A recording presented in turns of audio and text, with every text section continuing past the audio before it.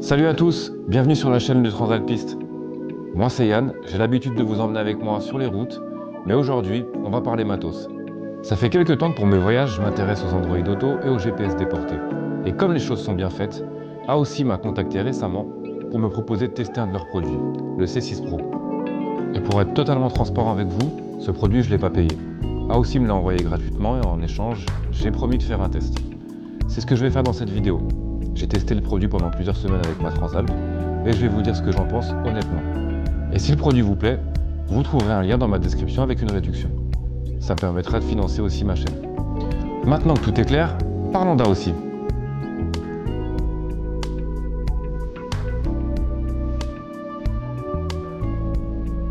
Je dois avouer qu'avant qu'ils me contactent, je ne connaissais pas cette marque. J'ai cherché sur le net mais j'ai pas trouvé d'informations en dehors de leur site officiel. Donc je vais vous dire ce que j'y ai trouvé. D'après leur communication, la marque basée à Hong Kong aurait commencé en 2016 avec des autoradios compatibles Android Auto, avant de faire évoluer ses produits vers des modèles à grand écran à partir de 2019. Ce serait en 2023 qu'AOSI aurait lancé une division dédiée au Motorcycle CarPlay, avec des produits spécifiquement pensés pour les motards. Ils annoncent également avoir vendu plus de 200 000 appareils dans le monde. La marque affiche une note de 4,5 sur Trustpilot, basée sur environ 215 avis, et en parcourant différents forums, je n'ai rien relevé de particulièrement alarmant concernant la fiabilité des produits. Le marketing d'AOSI semble clairement orienté vers les créateurs de contenu moto. Si vous faites une recherche sur YouTube, vous trouverez de nombreux tests accompagnés d'offres promotionnelles, ce qui fait partie intégrante de leur stratégie de visibilité. Je reçois le produit assez rapidement après quelques échanges avec eux sur Instagram. Dès le déballage, je dois dire que je suis plutôt agréablement surpris.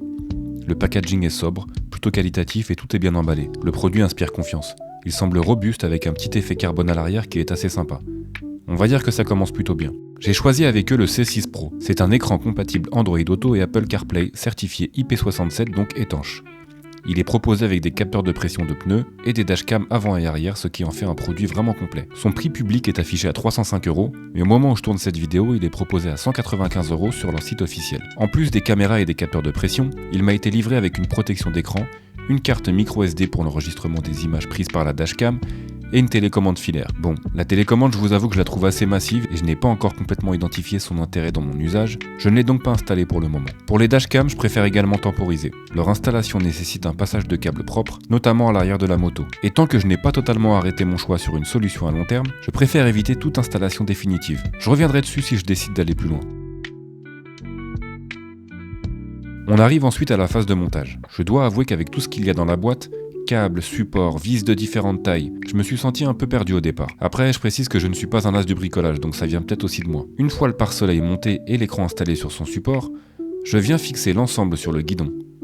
Le support est livré avec des vis spécifiques qui nécessitent une clé particulière, ce qui fait office d'antivol. Sans cet outil, il est très compliqué voire impossible de retirer l'écran. Il faudrait littéralement forcer ou tout arracher. Et on reviendra justement sur ce point un peu plus tard. Pour l'alimentation, si vous ne souhaitez pas tirer un câble directement jusqu'à la batterie, AOSI fournit un petit adaptateur USB qui permet de se brancher sur une prise allume-cigare par exemple. Cela dit, la marque déconseille clairement cette solution. La tension fournie en USB peut être moins stable et perturber le fonctionnement du C6 Pro. Et surtout, la prise allume-cigare est très souvent située au niveau du tableau de bord, donc directement exposée à la pluie et à l'humidité. J'ai ensuite installé les capteurs de pression des pneus. Et là, rien à signaler. L'installation est très simple. Ils sont livrés avec un contre-écrou, ce qui apporte une sécurité supplémentaire. Il faut simplement garder en tête qu'une fois installés, ce sont désormais les capteurs qui assurent l'étanchéité de la valve du pneu. La connexion avec le téléphone se fait très facilement et rapidement. Il suffit de le connecter en Bluetooth, et à chaque démarrage du C6 Pro, il se connectera automatiquement au bout de quelques secondes. Jusqu'à maintenant, je n'ai jamais eu de déconnexion, tout fonctionne parfaitement. J'ai également testé avec un iPhone pour le CarPlay, et le constat est le même. La connexion est simple, rapide, et le fonctionnement est impeccable. Autre point pratique, tu peux connecter ton intercom ou tes écouteurs directement au C6 Pro. J'ai lu pas mal de commentaires concernant les systèmes CarPlay Android Auto pour 2 roues, qui disent que ce type d'appareil est cher pour faire finalement la même chose qu'un téléphone. Et là-dessus, je suis pas totalement d'accord. Oui, le C6 Pro, comme tout produit Android Auto, fonctionne grâce au téléphone et nécessite une connexion Bluetooth. Mais c'est exactement la même chose dans les voitures modernes. Et pourtant, ça ne pose problème à personne. Ce que ça évite, c'est de se prendre la tête à accrocher le téléphone sur le support, le brancher à la prise USB, le protéger en cas de pluie, mais parfois ne pas pouvoir charger si on n'a pas une installation adaptée. Ce qui a été mon cas à plusieurs reprises pendant mes road trips. Là, tu gardes ton tel dans ta poche, ou dans la sacoche réservoir comme moi. Tu peux toujours le brancher à la prise USB si tu le souhaites, ou s'il pleut à une batterie externe. Côté utilisation, le tactile est vraiment adapté à l'usage moto si vos gants sont équipés d'un revêtement tactile à l'index, ce qui est le cas sur la quasi-totalité des gants maintenant. J'ai testé avec plusieurs paires de gants, hiver, mi-saison, été, et ça fonctionnait parfaitement avec les hivers et été. De ce côté, j'ai été bluffé, je m'attendais à galérer un peu. Par contre, pour les mi-saisons, c'était plus compliqué, mais ça venait sûrement du gant lui-même. Donc je garantis pas une fiabilité à toute épreuve en fonction du gant que vous allez utiliser. La définition de l'écran est très bonne également.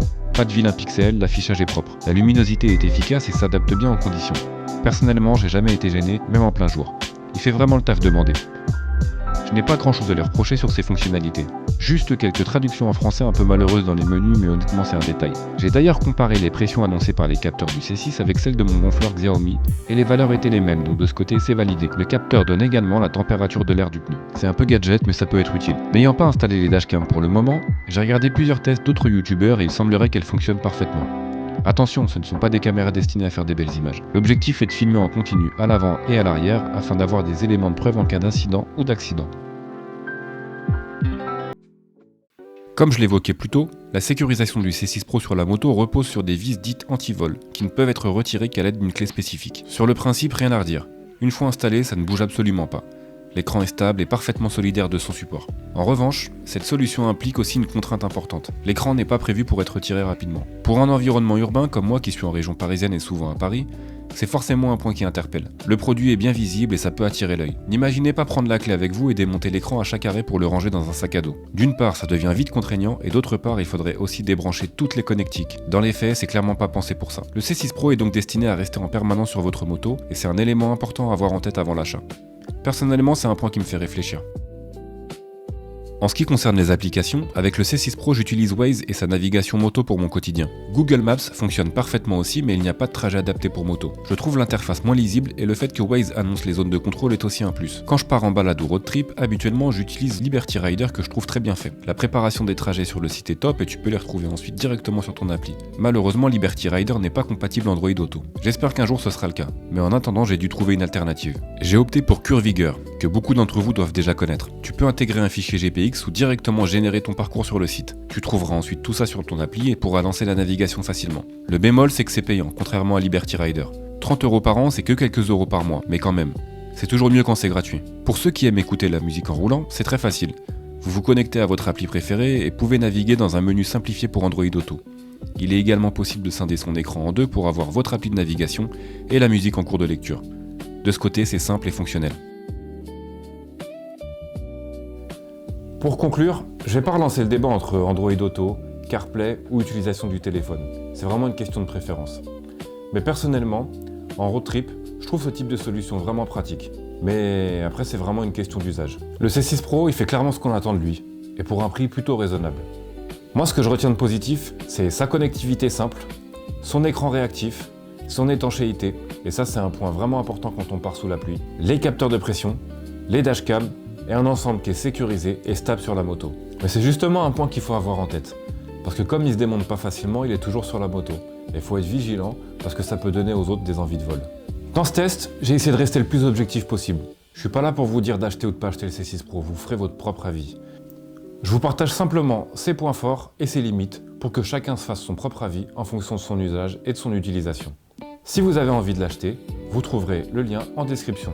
Si la vidéo t'a plu, n'hésite pas à t'abonner et à bientôt sur les routes.